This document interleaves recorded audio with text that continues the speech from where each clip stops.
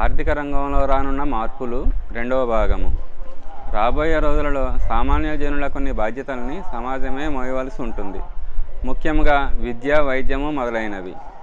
దీని కొరకు వ్యక్తి ఉత్పాదన బాధ్యత స్వీకరిస్తే శాసన వ్యవస్థ పంపిణీ బాధ్యతలను మోయాలి. ప్రతి వ్యక్తి తన సామర్థ్యానుసారము పనిచేయడానికి ఫోర్స్ చేయబడాలి. సంపాదించింది అంతా తన జేబులోనే పెట్టుకోవడానికి అధికారం ఉండకూడదు. సగటు స్థాయిలో జీవించడము అలవాటు చేసుకోవాలి. ఈనాడు ఎవరైనా ఎంతైనా ధనమును ఆర్జించవచ్చు, తనకి ఇష్టమైనట్లు ఖర్చు పెట్టవచ్చు, ఇష్టమైన వారికి ఎంతైనా ఇవ్వవచ్చు. రేపటి రోజులలో ఈ పరిస్థితి ఉండదు.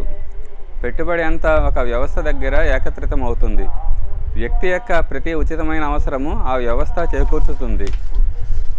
వ్యక్తిగత సంచయము ఇష్టమొచ్చిన రీతిలో అపవ్యయం చేయటానికి ఎవరికీ స్వాతంత్ర్యం ఉండదు. దీనివల్ల దుర్వ్యసనాలు, అపరాధాలు తగ్గుతాయి. సమాజంలో ఈనాడు ఉన్న అనేక దుష్ప్రవృత్తులకు కారణము స్వతంత్ర ధన ఉపార్జన, దానిని ఇష్టమొచ్చినట్లు ఖర్చు పెట్టగలిగే వీలు. ఈ దుష్ప్రవృత్తులను తగ్గించడానికి పోలీసులు, సైన్యము, న్యాయస్థానాలు సరిపోవు. ఈనాడు ఉన్న ధన సంబంధమైన స్వేచ్ఛ మీద అంకుశం ఏర్పడుతుంది. రాబోయే అర్థతంత్ర స్వరూపం ఇలాగే ఉంటుంది. ఈనాడు ప్రపంచంలో అనేక ఆర్థిక పద్ధతులు ప్రచారంలో ఉన్నాయి. రాబోయే రోజుల్లో ఒకటే ఉంటుంది. దీనినే బృహత్ పరివార వ్యవస్థ అంటారు. Large scale family system. కుటుంబంలో సంపాదిస్తున్న వ్యక్తులందరూ తమ ఆదాయాన్ని ఒక చోట జమ చేసి అందులోంచే ప్రతి వారు తమ అవసరాన్ని బట్టి ఉపయోగించుకుంటారు. ప్రపంచము రాబోయే రోజులలో ఒకే కుటుంబంగా మారబోతోంది. అన్ని దేశాలు తమ భూమిని, సంపదను విశాల విశ్వ కుటుంబంలో విలీనం చేస్తాయి. ఇదే పనిని వ్యక్తులు తమ ఆదాయాన్ని సమాజ భాండారంలో జమ చేస్తూ చేయాలి. ఇది ఖచ్చితంగా జరిగి తీరుతుంది అన్నది గుర్తుంచుకోవాలి.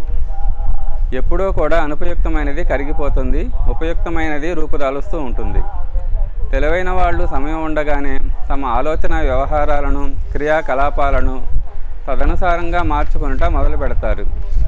దీనివల్ల ఆకస్మిక మార్పుల యొక్క షాక్ని వారు తట్టుకోవలసిన అవసరం ఉండదు.